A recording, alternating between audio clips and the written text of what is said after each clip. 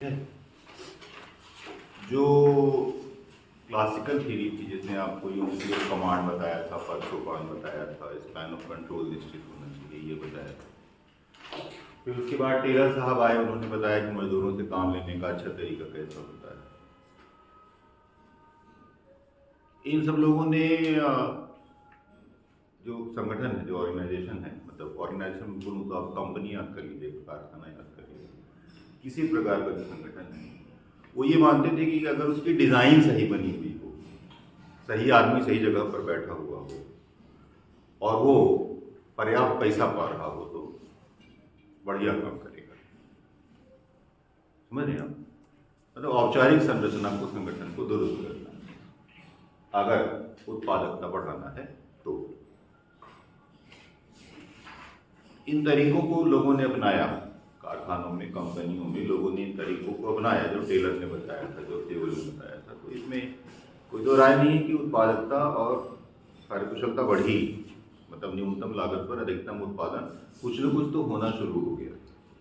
पर इसके बावजूद कारखानों और कंपनियों में कई बार ऐसी स्थिति पैदा होती थी कि मजदूरी पर्याप्त देते हैं, बढ़िया माहौल बनाए हुए हैं, एसी उसी लगा हुआ है, पंखा चल रहा है, पीने के पानी, चाय, समोसा की व्यवस्था है, इसके बावजूद लोगों में कुछ असंतोष रहता था, सेटिस्फाइड नहीं रहते थे कर्मचारी, जिसको कहते हैं जोश नहीं होता था, कहीं कुछ हताशा, कहीं कुछ मनोबल गिरा हुआ, ऐसा होता था। अमेरिका में क्या होता है कि अपने यहाँ कभी भी इतना सिस्टम डेवलप नहीं हुआ है, कुछ जगह हुआ है। जो मैनेजमेंट पढ़ाने वाले लोग हैं ना, फैकल्टीज ऑफ मैनेजमेंट होती हैं यहाँ पर, जो प्रोफेसर लोग होते हैं, इनका पढ़ाने के अलावा का एक और काम होता है, वो है रिसर्च का, उसको कंसल्टेंसी सर्विस कि किसी कारखाने में, किसी कंपनी में अगर कोई दिक्कत है मैनेजमेंट को लेकर के, तो चूंकि ये एक्सपर्ट है मैनेजमेंट के, इनके अलावा तो कोई है नहीं, तो इनको बुलाया जाता है कि आप आइए, 2 महीना, 4 महीना, 6 महीना, 1 साल, जितना समय लगे, यहाँ बैठिए, लोगों को देखिए, समझिए, समस्या का पता लगाइए और उसका निदान हमको बताइए। क्योंकि जब तक कर्मचारियों में मनोबल अच्छा नहीं होगा, टीम नहीं बनेगी, खुश नहीं रहेगा कर्मचारी, तब तक एफिशिएंसी नहीं आने वाली। मतलब समर्पित कर्मचारी चाहिए, सिर्फ मशीनी टाइप का चलने वाला कर्मचारी नहीं चाहिए। ऐसी ही एक समस्या फिलाडेल्फिया के एक कपड़ा कारखाने में हुई। हम पढ़ने वाले हैं मानव संबंध उपागम या मानव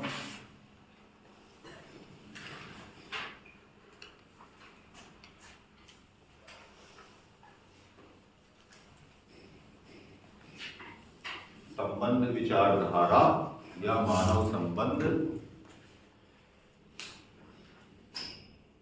आंदोलन, मतलब मानव संबंध रहेगा आगे चाहे जो लिखा हुआ। कोई उपागम कहता है, कोई विचारधारा कहता है, कोई सिद्धांत कहता है, कोई आंदोलन कहता है, और जो भी हो, मानव संबंध। आपने देखा होगा ये पेपरों में पूछा गया है ना, ये है मानव संबंध कहते हैं। कहीं कुछ भी ह्यूमन रहे तो मान लीजिएगा कि एक ही बात, नाम इसका ह्यूमन रिलेशंस अप्रोच, मानव संबंध हुआ, इसको मानवतावादी नहीं कहते।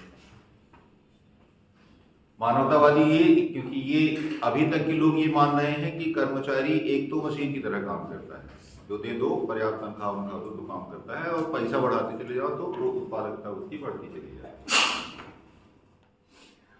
फिलाडेल्फिया में एक कपड़ा कारखाना था, कहानी से आपका कोई लेना देना नहीं है ना, मतलब आपको समस्या समझने में मदद आएगी, बस हो गया, इतना ही मामला है। फिलाडेल्फिया में एक कपड़ा का कारखाना था, खूब बड़ा सा कारखाना था, मतलब वहाँ 8,000 मजदूर काम किया करते थे। पावर लूम था, ऐसे 100 साल पहले की बात है। पावर लूम में बड़ी बड़ी मशीनें होती हैं, मतलब आज मान लीजिए कि लगभग 20 मीटर लंबी मशीन होती है, जो ऐसे ऐसे ऐसे घूमती रहती है। कभी आपने पुराने जमाने की पिक्चर उक्चर में देखा होगा, और उसमें धागा है, मशीन घूमती रहती है, तो वो भी ऐसे ऐसे घूमता रहता है, और खट खट करके एक पट्टा लगा रहता है जो ऐसे मारता रहता है, तो कपड़ा बनता रहता है, 1 2 3 4 5 6 7 8। जो उसमें मजदूर होता है, ये ऑटोमेटेड प्लांट है, अपने से काम कर रहा है। मजदूर का काम सिर्फ इतना होता है कि उस मशीन में उस कोने से लेके उस कोने तक जाएगा, और कहीं अगर धागा टूट गया है तो उसको मशीन को रोक करके बांध देगा और फिर मशीन चालू कर देगा। बस इतना ही काम है, कोई काम नहीं मशीन, मजदूर थे। ये जो कारखाना था ये प्रथम विश्व युद्ध के एक रिटायर्ड कर्नल साहब थे, उनका कारखाना था। और इस कारखाने में वो ज़्यादातर उन सैनिकों को मजदूर के रूप में रखते थे जिन सैनिकों ने फर्स्ट वर्ल्ड वॉर में उनके नीचे काम किया था। तो मतलब मजदूर सारे बड़ी श्रद्धा के साथ कर्नल साहब को, अपने जो मैनेजिंग कम डायरेक्टर था उसको बड़े श्रद्धा के साथ देखते थे। और वो भी अपने सैनिकों के साथ जो कुछ भी सुविधा हो सकती थी सब देते थे, मतलब चाय पानी खाना वाना मजदूरी बढ़िया, सब तामझाम इंतजाम सब बढ़िया था। छोटा सा एक डिस्पेंसरी ही खोल रखे थे कि कहीं कोई बीमार उमार हो जाए, चोट लग जाए तो उसकी इलाज हो जाए। पर उनके साथ एक समस्या थी। एक होता है टर्नओवर। टर्नओवर दो शब्दों के लिए इस्तेमाल करते हैं।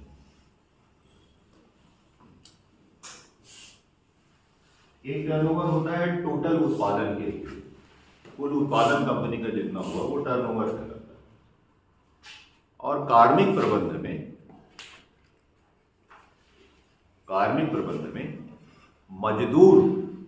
मजदूर या कर्मचारी जो संगठन छोड़ के भाग जाते हैं उनका प्रतिशत भी टर्नओवर कहलाता है। कर्मचारी छोड़कर के भागने वाले भी टर्नओवर कहलाते हैं। इस कंपनी का टर्नओवर 250% था।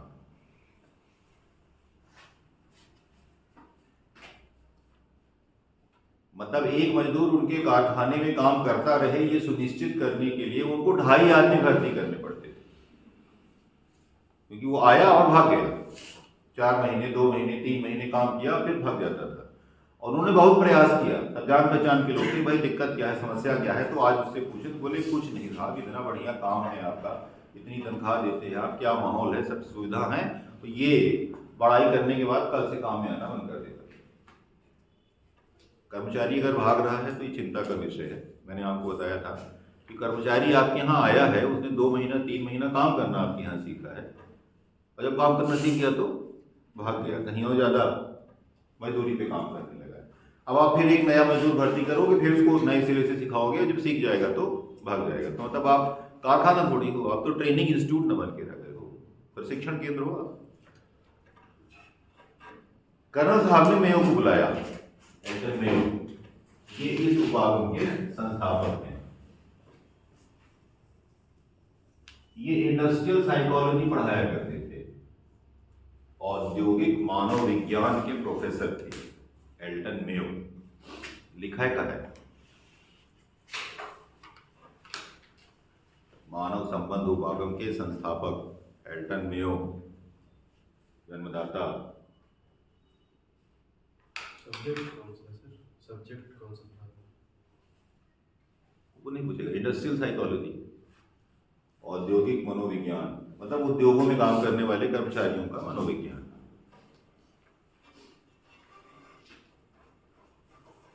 उन्होंने भी बहुत प्रयास किया, खूब देखे, कोई बताने वाला नहीं था। मतलब एक मजदूर ऐसा नहीं मिला जिसने कंपनी या कर्नल साहब की जरा भी बुराई की, कुछ नहीं बताया, कोई समस्या बताया ही नहीं, कोई खुलने के लिए तैयार ही नहीं।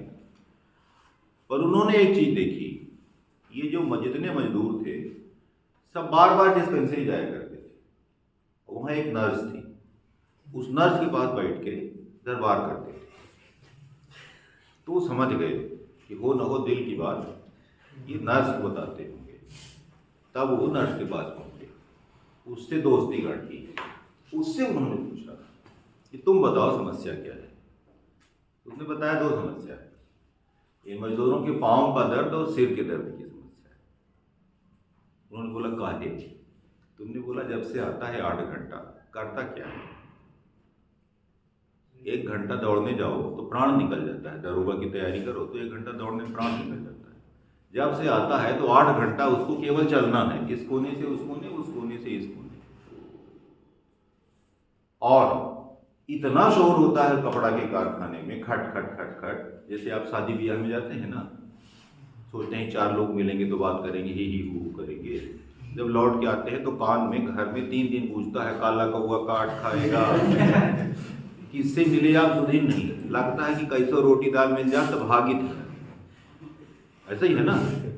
जब यहाँ ये हाल है पार्टी में आपके, तो सोचिए कारखाना में क्या। इसके कारण बेचारे मेंटली बड़े अनस्टेबल रहते थे। सिर दर्द करने लगता था, इतना तेज शोर, 8 घंटे लगातार खटाखट सुन के। तब उन्होंने, मतलब आवाज़ का प्रयोग महत्वपूर्ण नहीं है आपके लिए, पर मैं बता देता हूँ फिर भी 2 मिनट में। फिर उन्होंने ये किया कि आप कर्मचारी को 1-1 घंटा 2-2 घंटा बाद रेस्ट करो, 5 मिनट 10 मिनट बाद। उन्होंने देखा कि जितने सुपरवाइजर थे उनको ये पसंद नहीं आया, दोनों के बीच मजदूर की लड़ाई हो गई, क्योंकि सुपरवाइजरों को रेस्ट मिलता नहीं था, मजदूरों को रेस्ट मिलता था, सुपरवाइजर के सामने वो लगा के पूरा सो जाते थे। फिर फाइनली उन्होंने ये इंट्रोड्यूस किया कि हर 2 घंटे बाद आधा घंटे के लिए कारखाना बंद कर दो। जब बंद कर दोगे तो सुपरवाइजर को भी रेस्ट मिल जाएगा और खटाखट की आवाज़ भी आनी बंद हो जाएगी, तो बीच बीच में ब्रेक मिलता रहेगा तो ठीक रहेगा। पर वो इम्पोर्टेंट नहीं है, इम्पोर्टेंट ये है कि पहली बार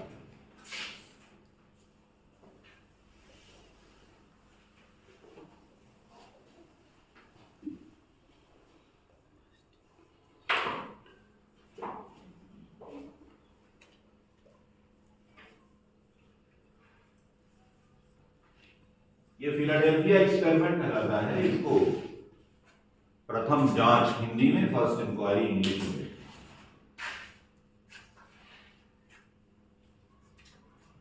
प्रथम जांच, फर्स्ट इंक्वायरी, कारखाने में इंडस्ट्रियल रिलेशंस पर ये नए सिरे की पहली जांच थिएटर में होगी। आगे चलें। इसने मानव संबंध उपागम को जन्म नहीं दिया। मानव संबंध का जो उपागम था वो यहां से पैदा हुआ।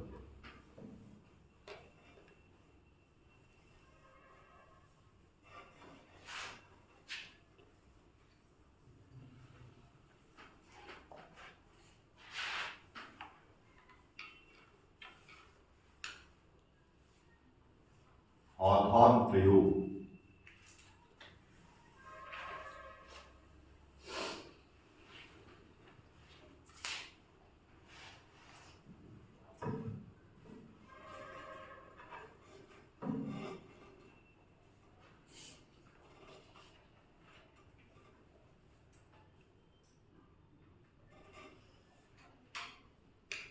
इस प्रयोगों को 3 भागों में बांटा गया, अर्थात जानकारी के लिए।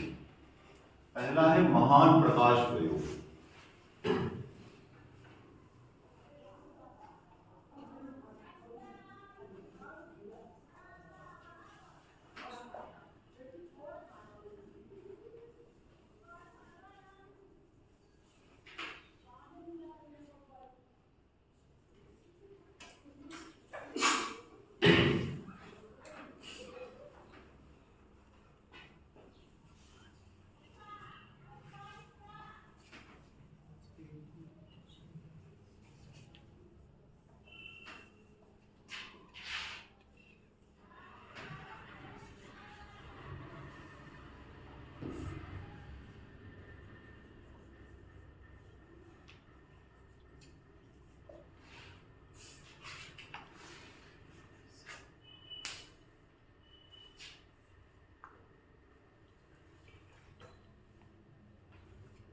तीन चरण थे इसके, बस ये शब्द नहीं परीक्षा किसी प्रश्न में लिखा रहे तो दिमाग में घूमता रहना चाहिए कि ये ह्यूमन रिलेशंस अप्रोच से संबंधित प्रयोग है। महान प्रकाश प्रयोग सामाजिक संगठन और मानवीय भावनाओं पर प्रयोग, social organisation and human sentiment. और तीसरा प्रयोग था बैंक वायरिंग प्रयोग कहलाता है, अनौपचारिक संगठन, बैंक वायरिंग प्रयोग, इनफॉर्मल ऑर्गेनाइजेशन, अनौपचारिक संगठन। ये 8 साल चला, 1924 से 1932 तक। छोटा मोटा प्रयोग नहीं था। जैसी समस्या फिलाडेल्फिया के इस कारखाने में थी, हिंदी में लिख दिया, पर बैंक वायरिंग हिंदी में ही लिखना पड़ेगा आपको। बैंक वायरिंग प्रयोग कहीं हिंदी में। बैंक और जो बिजली वाले उपकरण है उसके अंदर जिस पे वायरिंग की जाती है ना, जैसे गोल गोल करके, उस हिस्से को बैंक कहते हैं। बैंक का मतलब पैसा जमा करने वाला बैंक नहीं,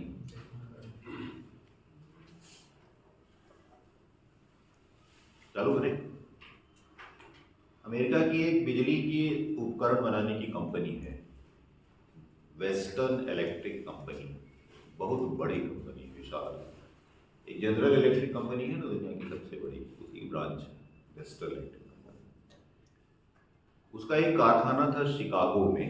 शिकागो में जो जगह है, जैसे रीवा में गोदाबाद, उसी तरह शिकागो में एक स्थान है हॉथॉर्न। हॉथॉर्न में उसका एक कारखाना था, जिस कारखाने में लगभग 27,000 कर्मचारी काम करते थे। एक कारखाने में 27,000, मतलब आप समझ लीजिए कि सिमरिया के बराबर शहर जितना बड़ा कारखाना था, छोटा सा कारखाना नहीं था। इस कारखाने में समस्याएं लगभग वैसी थी जैसी कि फिलाडेल्फिया के कारखाने में थी। मतलब कर्मचारियों में जोश जुनून नहीं था। बाकी तो सब दे रही थी, बहुत बड़ी कंपनी है, अच्छी तनख्वाह देती थी, अच्छे कर्मचारी मिलते थे उसको, पर वो मजा नहीं आ रहा था मैनेजर्स को, जो मजा आना चाहिए लोगों के साथ काम करने में। चेहरे पे एक चमक दिखाई देनी चाहिए कर्मचारी को। तो मेयो साहब को फिर बुलाया गया कि आप आइए और पता लगाइए। टेलर का जमाना था ये, टेलरवाद का जमाना था। तो टेलरवाद का सिद्धांत बड़ा साफ था कि एक बेस्ट तरीका है, बेस्ट तरीके की खोज। तो उन्होंने बेस्ट तरीके में सबसे पहले प्रयोग करने के लिए लाइट को चुना, प्रकाश, क्योंकि लाइट के बिना आदमी काम नहीं कर सकता। मतलब अगर मान लीजिए अभी 3 बल्ब बंद कर दिए जाएं और एक बल्ब चलेगा, तो आपको पढ़ने में जाएगा ना, आप मुझे देख पा रहे हो कि ना मैं आपको देख पा रहा हूँ, ना आपको बोर्ड दिखाई दे रहा होगा, लेकिन आंखें काट के देखे परी अपन काव्यों ने देखा ही, पता चला कि बगल वाले के काव्य में देख पा रहे है ना। जब घरे पहुंचे तब पता चला कि हमारा तक खाली पड़ी, कहाँ चलेगा, लिखत रहे 1.5 घंटा, कहाँ चलेगा। तो उन्होंने प्रकाश पर प्रयोग शुरू किया। उन्होंने 2 समूह बनाए, एक प्रयोग समूह बनाया, एक कंट्रोल समूह बनाया, मतलब एक एक्सपेरिमेंट ग्रुप बनाया, एक नियंत्रण समूह। दोनों समूह में 6-6 लड़कियां रखी उन्होंने। एक समूह में उन्होंने प्रकाश का कोई परिवर्तन नहीं किया, 4 बल्ब थे तो 4 ही बल्ब में पर लड़कियां काम कर रही थी।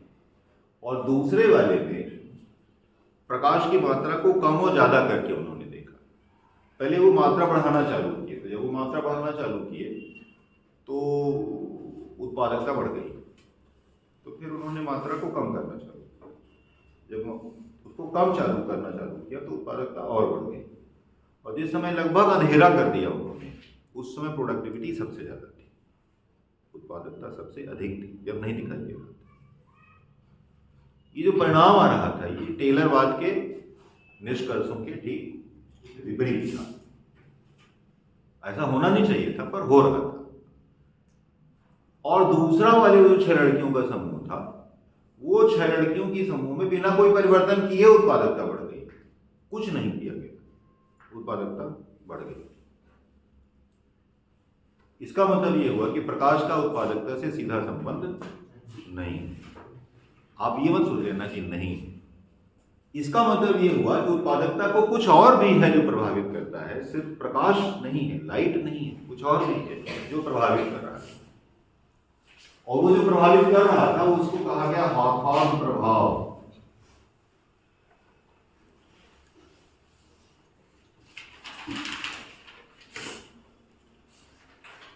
Hawthorne effect.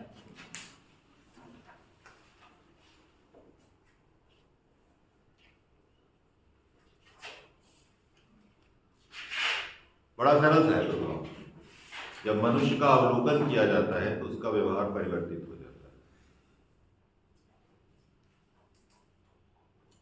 होता है नहीं होता? लिखना है, जब मनुष्य का अवलोकन किया जाता है तो उसका व्यवहार परिवर्तित हो जाता है। यही है हॉथॉर्न प्रभाव।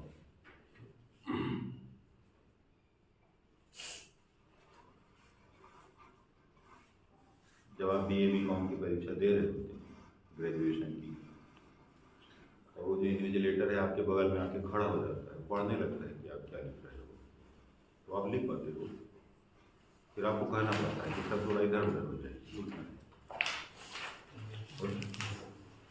कोई सामने से चला जा रहा है, पीछे से 4 लोग बोलने लगे, वाह क्या चाल, वाह क्या चाल है। आप 5 बार बोलिए, जो न लड़खड़ा के गिर जाए। आदमी कॉन्शियस हो जाए कि उसको ऑब्जर्व किया जा रहा है, उसका बिहेवियर चेंज हो, ओरिजिनल नहीं रहे। उन 6 लड़कियों का बिहेवियर चेंज इसलिए हो रहा था क्योंकि उनको पता था कि हमारी एक एक गतिविधि पर निगाह रखी जाए, इसलिए वो ओरिजिनली नहीं बिहेव कर रही थी। इसका मतलब ये था 28,000 27,000 कर्मचारियों में 12 लड़कियों का चयन किया गया। दे वर फीलिंग इम्पोर्टेंट, हम ही सबसे महत्वपूर्ण है, तब ना हमको चुना गया है। और जब प्रकाश कम किया जा रहा था तो वो ये सोच रही थी कि हमको चुनौती दी जा रही है कि हम बिना लाइट के काम नहीं कर सकते हैं, हम बिना लाइट के काम करके दिखाएंगे। तो सबसे ज्यादा लगन तब थी जब अंधेरा कर दिया गया, उसको चैलेंज के रूप में उन्होंने लिया। और इसीलिए इस प्रयोग को महान प्रकाश प्रयोग किया कहा गया। इसलिए नहीं कि प्रकाश पर प्रयोग किया गया था, इसलिए कि इस प्रयोग ने औद्योगिक संबंधों के एक नए पहलू पर प्रकाश डाला जो पहले हमें नहीं पता था। औद्योगिक संबंधों का एक नया पहलू।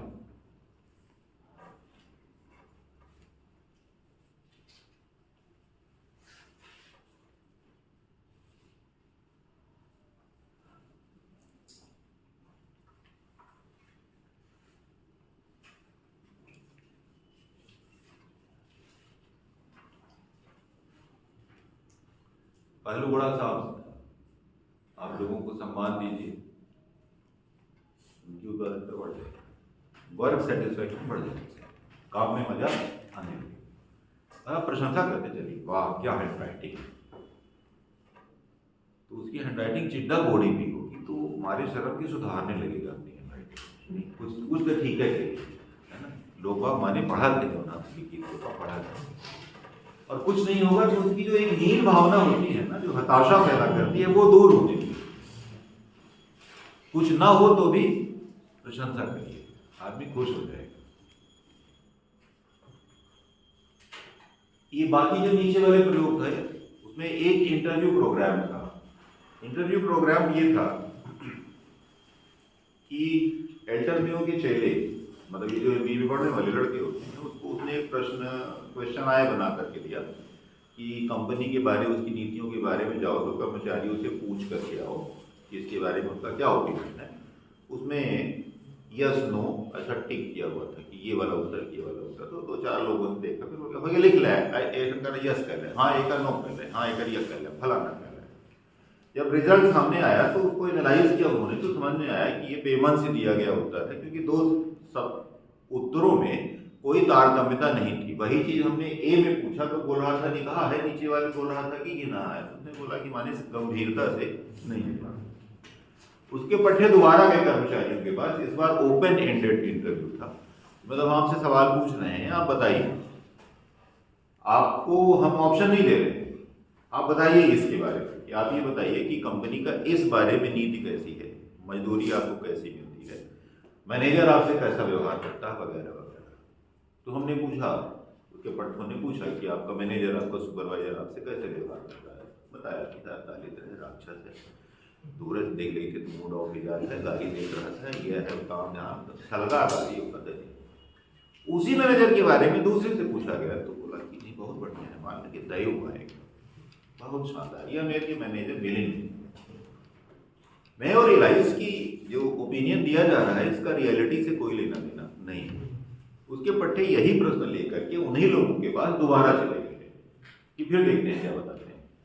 तो पहला वाला बंदा जिसने बताया था कि राक्षस है, वो बोल रहा था कि दैव होता है, बहुत बढ़िया। और दूसरा वाला बंदा जो दैव बोल रहा था वो बोला कि राक्षस है, खा गए। उसमें पता लगा, निष्कर्ष उसका ये था कि किसी कर्मचारी का social background, emotional background company में उसकी निष्पादक क्षमता को प्रभावित करता है।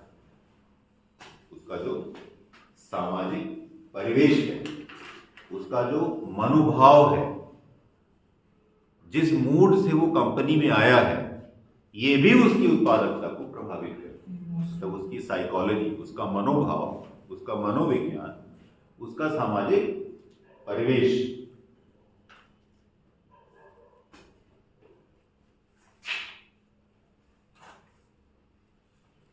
बात सिर्फ इतनी सी थी, सीरियस नहीं थी, बात सिर्फ इतनी सी थी कि सवेरे जब कर्मचारी घर से आया था, हमें हेरिया से लड़ाई में गाड़ी बुक करा और वह टिफिनों बनाई के निकली गई। तो खराब रूप में आवा इतने मुँह कागज है पहुँची, ये पहुँची थी बतावा मैनेजर रह ये सब मेहरिया के बारे में सोचते रहे, वो सब मैनेजर के बारे में बता रहे अच्छा से खा ले, मतलब उसका सोशल बैकग्राउंड जो भी है उसका, वो उसके मनोवृत्ति को प्रभावित करता है। दूसरी बार जब उसके बंदे पूछने गए तो आश्चर्यजनक रूप से जो जवाब थे वो पॉजिटिव थे। पहली बार निगेटिव ज्यादा थे, दूसरी बार पॉजिटिव ज्यादा थे। उसने एक और निष्कर्ष निकाला कि कर्मचारियों का ओपिनियन मैनेजमेंट को जानना चाहिए, और इसका परिणाम था सहभागी प्रबंधन, पार्टिसिपेटिव मैनेजमेंट। पार्टिसिपेटिव मैनेजमेंट की आधारशिला रखी है तनवीर ने।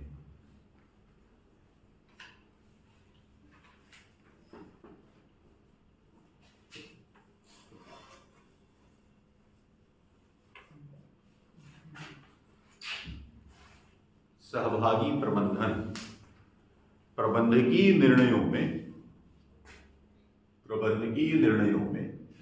अधीनस्थों का अभिमत लिया जाना चाहिए। ये मेयो ने कहा था, ये मेयो का कहना था। आगे चल करके हमने इसको और समृद्ध किया। अब हम कहते हैं कि अधीनस्थों की सहभागिता होनी चाहिए। प्रबंधकीय निर्णयों में अधीनस्थ की सहभागिता होनी चाहिए, पार्टिसिपेशन होना चाहिए। अभी मैं ये कह रहा था कि उनका ओपिनियन पूछना चाहिए। पूछ लेना सेफ्टी वॉल्व का काम करता है। ज्वालामुखी फूटने नहीं पाता, प्रेशर कुकर में विस्फोट नहीं होने पाता, निकल जाती है हवा। तो आप पूछ लेंगे तो उसके अंदर का मलाल निकल गया। अब अगली बार पूछेंगे तो सब निकाले, अब उसको बढ़िया लगने लगेगा कि मैंने पूछी नहीं, हमसे पूछे नहीं, हमसे बताएं। वो कहते हैं प्रसन्न है कि पूछी तो बताएं,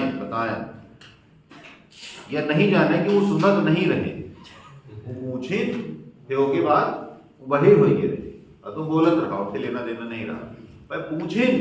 दिस वॉज इम्पोर्टेंट। अभी इतना ही था, मेयो के जमाने में पार्टिसिपेटिव मैनेजमेंट का आइडिया यही था। आगे चल के जो हमने उसको समृद्ध किया तो वो ये हो गया कि नहीं, हम उनसे पूछेंगे, उनके सही सलाह को मानेंगे, और अपनी हर समस्या हम मजदूरों के सामने या सबऑर्डिनेट्स के सामने रखेंगे। क्योंकि बौद्धिक क्षमता, प्रबंधकीय क्षमता सभी में होती है, कम या ज्यादा, कम या अलग प्रवृत्ति की सभी में होती है। प्रबंधकीय क्षमता पर प्रबंधक का एकाधिकार नहीं है। पीएससी की तैयारी करने वाले लड़के ही पटवारी बनते हैं। नहीं, आप लोग हताश मत हो जाइए, वजह से बता रहा। इसका मतलब कि जो बंदा डिप्टी कलेक्टर बन गया और जो पटवारी बन गया, उसके बौद्धिक क्षमता में भारी अंतर है? नहीं अंतर है। इट वॉज डेस्टिनी, किस्मत थी किसी को कहीं भी। क्षमता में अंतर नहीं, वही मजदूर और मैनेजर में अंतर। वो टेलर जिसकी मैं आपको बात बता रहा था कल, he started his career as a मजदूर के रूप में उसने काम करना चालू किया था एक लोहे के कारखाने में। 7 साल में उसका चीफ इंजीनियर बन गया था। इट टुक जस्ट 7 ईयर, पर चालू उसने मजदूर के रूप में अपना कैरियर किया। और 7 साल उसको इसलिए लगे थे क्योंकि उसके पास इंजीनियरिंग की डिग्री नहीं थी। इंजीनियरिंग की डिग्री 4 साल में मिलती। मजदूरी का काम करते करते वो शाम को इंजीनियरिंग कॉलेज पढ़ाई करता था, और जिस दिन उसको इंजीनियरिंग की डिग्री मिली उसी दिन उसको चीफ इंजीनियर कंपनी का घोषित कर दिया। ये थोड़ी आप कह सकते हो कि मजदूर में क्षमता नहीं है। एक मजदूर साइंटिफिक मैनेजमेंट का जन्मदाता है, और इसीलिए उसका पूरा का पूरा साइंटिफिक मैनेजमेंट मजदूर कैसे काम करे उसी पर केंद्रित है, क्योंकि मजदूर से उसका कैरियर चालू होगा। आ गया पार्टिसिपेटिव मैनेजमेंट का मतलब आपको ना? ठीक है। तीसरा था ये बैंक वर्किंग एक्सपेरिमेंट, जिसमें सामाजिक संगठन का महत्व, अनौपचारिक संगठन का महत्व समझे।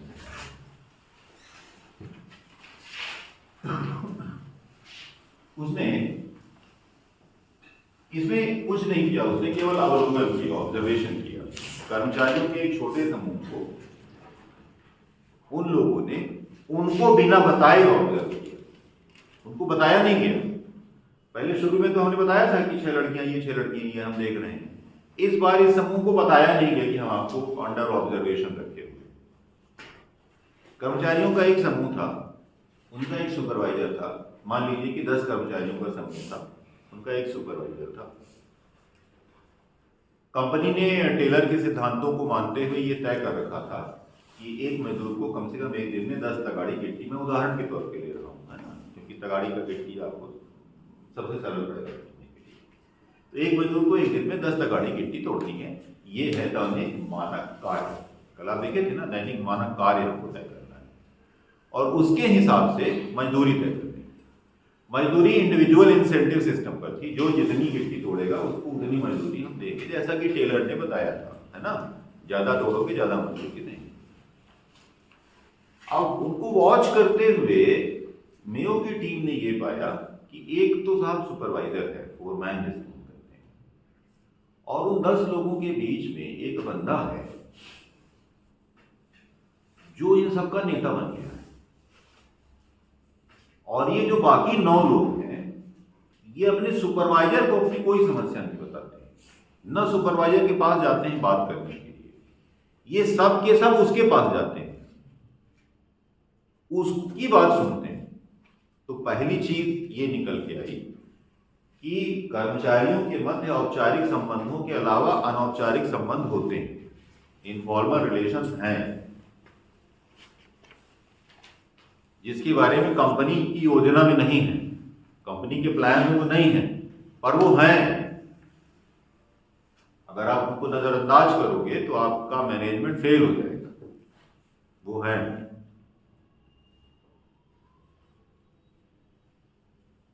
और दूसरा, हर संगठन एक सामाजिक संगठन बन जाता है। It was a formal organisation but it became a social organisation. आपका संगठन एक औपचारिक संगठन था, एक सुपरवाइजर के नीचे 10 कर्मचारी थे।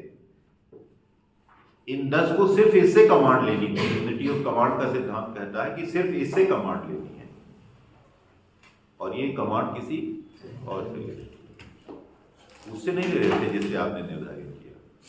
मतलब एक सोशल ऑर्गेनाइजेशन में कन्वर्ट हो गया था। और हर सोशल ऑर्गेनाइजेशन में एक इनफॉर्मल लीडर होता है, अनौपचारिक नेता। इंपॉर्टेंस ऑफ इनफॉर्मल लीडरशिप पहली बार समझ में आई। अनौपचारिक नेतृत्व का महत्व, अनौपचारिक नेतृत्व और उसका महत्व।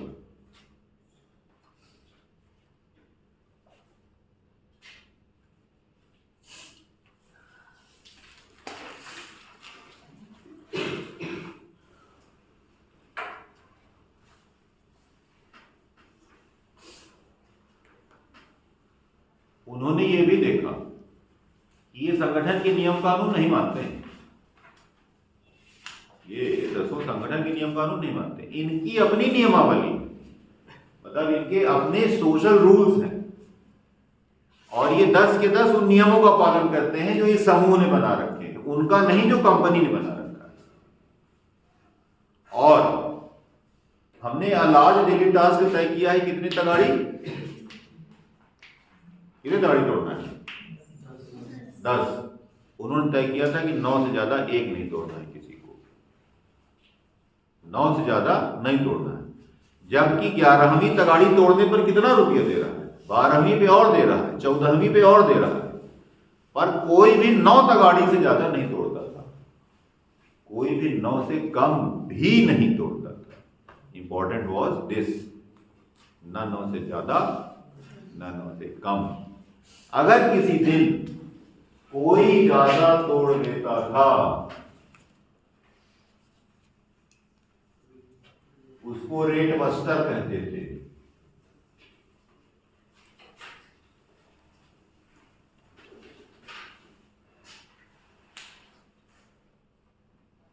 हिंदी में इसका ट्रांसलेशन किताबों में शेखी खोर मिलता है। इट इज नॉट शेखी खोर।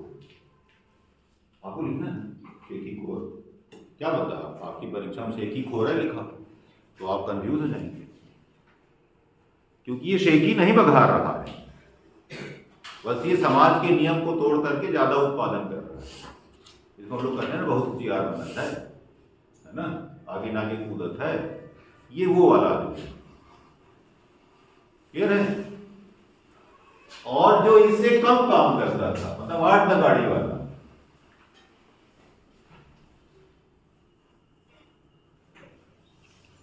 उसको चीजलर कहते थे। धीरे धीरे ऐसा के साथ रहा था, उसको चीजलर कहते थे। हिंदी में इसको धोखेबाज मिलता है, कोई धोखेबाज नहीं है बेचारा, नहीं कर पाएगा।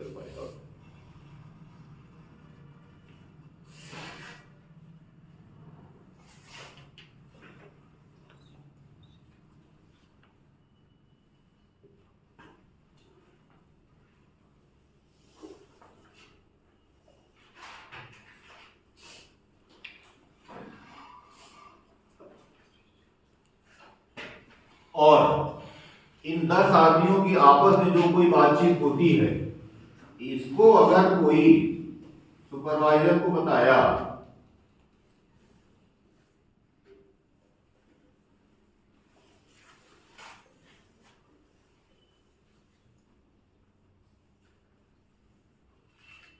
उसको हिंदी में चुगलखोर कहते हैं ना, भेजिया या चुगलखोर, स्क्वीलर कहते थे। और उसका सामाजिक बहिष्कार होता था इन तीनों का, ऐसे कोई बात नहीं करेगा, ये बहुत होशियार होना चाहिए, समाज में अकेला पड़ जाता था। समाज का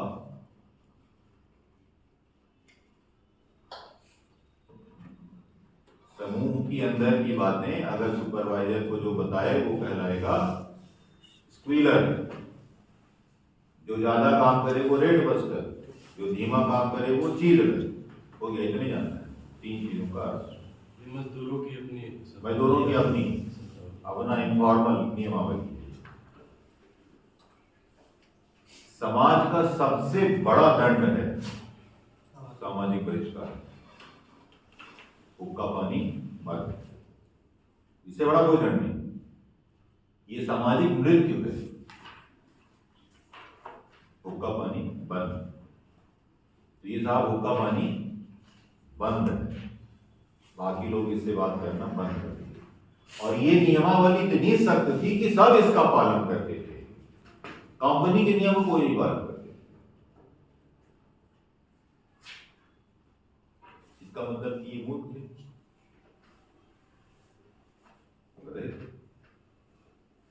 आगे हम पढ़ेंगे निर्णय डिसीजन मेकिंग, ये मूर्ख नहीं थे, इनका निर्णय सामाजिक हित में लिया गया निर्णय। ये टेलर के तर्क को तोड़ रहे। टेलर ने कहा था यदि पैसे की लालच दोगे तो एक आदमी 12, 14, 15 तक गाड़ी तोड़ देगा। ग्रुप का टारगेट है कितने तक?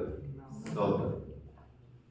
हमने टारगेट दिया है 100 तक, मतलब हम चाहते हैं कि 10 आदमी एक दिन में 100 तक गाड़ी तोड़। अगर एक आदमी 15 तक गाड़ी तोड़ने लगेगा टेलर की लालच में आकर के, तो 100 तक गाड़ी तोड़ने के लिए कितने आदमी चाहिए होंगे? लगाओ 25 नंबर का है 7। तो 3 की नौकरी, यही ना टेलर कह रहा था, उत्पादकता बढ़ाओ, मजदूर कम करो। मतलब अगर हमने प्रोडक्टिविटी बढ़ाई तो हमारे 3 भाइयों की नौकरी गई, और वो 3 हम में से कोई भी हो सकता। तो इन्होंने तय किया कि वो टारगेट नहीं अचीव करना है जो कंपनी हमको दे रही है, और बहुत धीमा भी नहीं काम करना है कि हम समय का निकाल लीजिए। तो देख रहे हैं ना, समय का निकाल लीजिए। 10 का टारगेट 9 अचीवमेंट, और सबके सब 9 अचीवमेंट, किसी एक के खिलाफ क्या कार्रवाई करोगे? एक धीमा चले तो दंड दोगे, सब के सब 9 बनाएंगे, सोशल ऑर्गेनाइजेशन, सामाजिक संगठन औपचारिक संगठन से ज्यादा मजबूत है। इनफॉर्मल लीडर फॉर्मल लीडर से ज्यादा प्रभावशाली है। अनौपचारिक नेता औपचारिक नेता से अधिक प्रभावशाली है।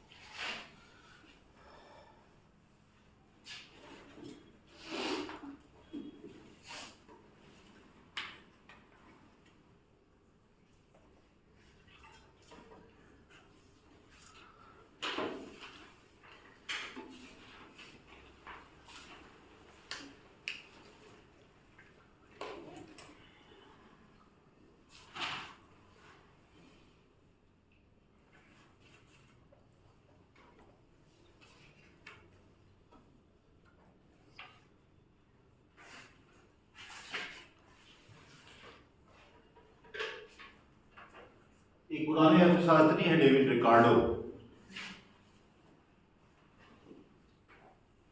और हमारे टेलर साहब, ये संगठन में काम करने वाले व्यक्ति को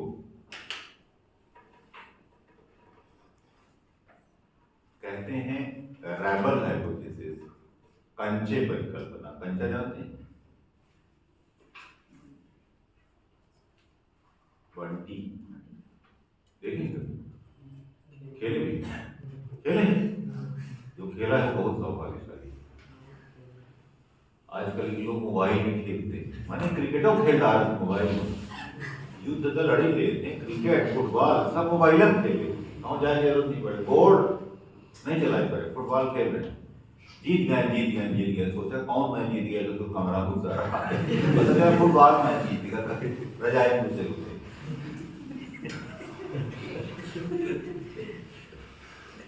यदि आपने बंटी खेली है तो आप बहुत सौभाग्यशाली, यदि आपने गिल्ली डंडा खोला है तो आप और ज्यादा सौभाग्यशाली। आजकल के लोग नहीं खेलते, जानते नहीं है खेलने की। तो एक कंचा जब तक एक थैली के अंदर रखे हैं आप, 10 ठो अपनी जेब में रखे हैं, तब तक लगता है कि बहुत सारा है, और आपकी जेब से निकल करके जो गिरे, थैली आपने जो पलटी, तो हर कंचा कहाँ जाएगा का कोई भरोसा नहीं। एवरी कंचा बिहेव्स इंडिपेंडेंटली। हर कंचे का व्यवहार दूसरे कंचे के व्यवहार से अलग है। एक कंचे का दूसरे कंचे से कोई संबंध नहीं। टेलर कारखाने में काम करने वाले मजदूरों को भी कंचा ही मानता था। ये रैबल हाइपोथेसिस या कंचे परिकल्पना कहलाती है कि मजदूर अपने लिए काम करता है, लालच दोगे 15, 17, 18 रगड़ के काम करेगा। मैंने दिखाया कंचे नहीं। मनुष्य एक सामाजिक समूह में रहता है, सामाजिक समूह के लिए जीता है। मनुष्यों के बीच में सामाजिक संबंध होते हैं, कंचे नहीं है। दे डोंट बिहेव इंडिपेंडेंटली, अलग अलग नहीं व्यवहार करते, एक दूसरे से संबद्ध हैं, एक दूसरे से जुड़े हुए हैं। बाद की हालांकि विद्वानों ने कहा, मतलब मेयो के बाद वालों ने कहा, जो आगे हम लोग देखेंगे, इसको कहते हैं, मेयो ने जो दी वो भीड़ संकल्पना थी, हर्ड हाइपोथेसिस। भीड़ सही शब्द नहीं है, भीड़ सही शब्द नहीं है। अंग्रेजी का शब्द जो हर्ड है ना, हर्ड, ये भेड़ों के समूह के लिए इस्तेमाल होता है, सबके लिए नहीं होता। भेड़ों का समूह होता है ना, भेड़ों के बिहेवियर के बारे में आप जानते होंगे कि आगे चलने वाली भेड़ जहां जाती है, पीछे की वाली सब भेड़ें उसी के पीछे पीछे, और आगे वाली भेड़ अगर कुएं में गिर गई तो पीछे वाली सब कूद जाती है। मतलब दे आर इरैशनल, तर्कहीन है, सोच समझ के नहीं चल रही। मेयो ये तो बताया सही कि हाँ इंडिपेंडेंट नहीं है, पर ये बताने में गलत था कि भेड़ों की तरह होते हैं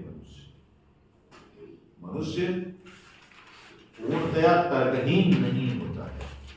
और ये निर्णय कि 9 तगाड़ी गिट्टी ही तोड़ेंगे, ये तर्कहीन निर्णय नहीं था, तर्कहीन निर्णय नहीं था।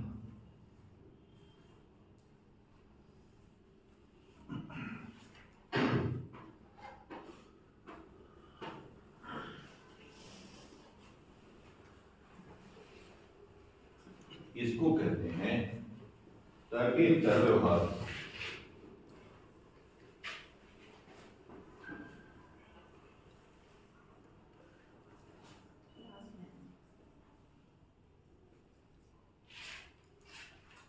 तर्केतर व्यवहार, नॉन लॉजिकल बिहेवियर।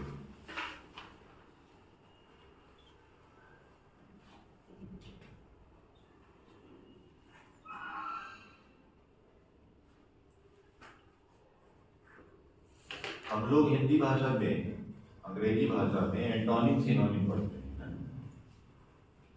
तो सुख का उल्टा काला का उल्टा सफेद, लंबा का उल्टा कांचा, तो तार्किक का उल्टा तर्कहीन, तार्किक का उल्टा तर्कहीन। तर्कहीन माने मूर्ख, मूर्खता, इसके तर्क नहीं हो क्या, मूर्ख, तर्कहीन या विवेकहीन। बट वॉज दिस डिसीजन मूर्खता? 9 तगाड़ी गिट्टी तोड़ने का नहीं, ये व्यवहार तर्क से सिद्ध ही नहीं किया जा सकता, ये तर्क के ऊपर है। ये समाज के हित में लिया गया निर्णय है। एक व्यक्ति ने अपने हितों की कुर्बानी की है, आप उसको तर्कहीन नहीं कर सकते। उसने समाज के हित में कुछ काम किया है, अब उसको तर्कहीन कहोगे नहीं, उसका व्यवहार तर्क से समझा ही नहीं जा सकता, इसलिए कहते हैं उसको तर्केतर व्यवहार। इलॉजिकल बिहेवियर नहीं है, ये नॉन लॉजिकल बिहेवियर है, तर्केतर व्यवहार। ठीक है, खत्म हो गया। टेलर भी मानव संबंध उपागम, एल्टन मेयो या मानव संबंध उपागम का प्रत्यक्षतः आपको कोई योगदान नहीं दिखाई देगा, कोई बहुत बड़ा आविष्कार नहीं कर डाला है, पर उसने एक बात बता दी और सिर्फ यही उसका योगदान है। उसने सिर्फ ये बात बताई है कि मनुष्य का व्यवहार उतना सरल नहीं है जितना टेलर ने सोचा था, जितना फेयोल ने सोचा था, जितना वेबर ने सोचा, उतना सरल नहीं है। मनुष्य का व्यवहार बहुत कठिन है और मनुष्य ही है जिससे मुझे काम लेना है। एक कारखाने में, एक कंपनी में हमें काम मनुष्यों से ही लेना है। और उसने कहा कि हमारा अंतिम उद्देश्य वही है, उत्पादकता बढ़ाना, क्योंकि कंपनी लाभ कमाने के लिए, पैसा कमाने के लिए। तो पैसा तो तभी मिलेगा जब उत्पादकता बढ़ेगी, लागत घटेगी। लेकिन ये हम तब तक नहीं कर पाएंगे जब तक हम उन कर्मचारियों के व्यवहार को ढंग से समझ न लें। इसका मतलब हमको संगठनात्मक व्यवहार का वैज्ञानिक अध्ययन करना पड़ेगा। संगठन में जो व्यवहार है मनुष्यों का, वो क्यों, कैसे प्रेरित होता है आदमी काम करने के लिए, ये हमको समझना पड़ेगा। हम पैसा फेंको और तमाशा देखो सोच के नहीं बैठ सकते, क्योंकि ये पैसा फेंकने की कहानी नहीं है। हर आदमी पैसे पे नाचता नहीं है, और ये कहना भी गलत है कि पैसे पर आदमी नहीं नाचते। और ये भी क्लासिफिकेशन आप नहीं कर सकते हैं कि इतने आदमी पैसे पर नाचते हैं और इतने नहीं नाचते। यही आदमी आज पैसे पर नाचेगा और कल मना कर देगा, ना और मनुष्य के व्यवहार को समझ नहीं सकते। ये बहुत जटिल, कॉम्प्लेक्स है, इसका अध्ययन करना। हमको साइकोलॉजी नहीं पढ़ना है, मनोवैज्ञानिक नहीं बनना है, लेकिन जितना कारखानों और कंपनियों में उसका व्यवहार प्रभावित करता है उसको पढ़ना पड़ेगा। तो हम मनुष्य के व्यवहार के कुल 4 डायमेंशन का अध्ययन करते हैं मैनेजमेंट में, कुल 4 चीजों का अध्ययन करते हैं, वो कर लेंगे।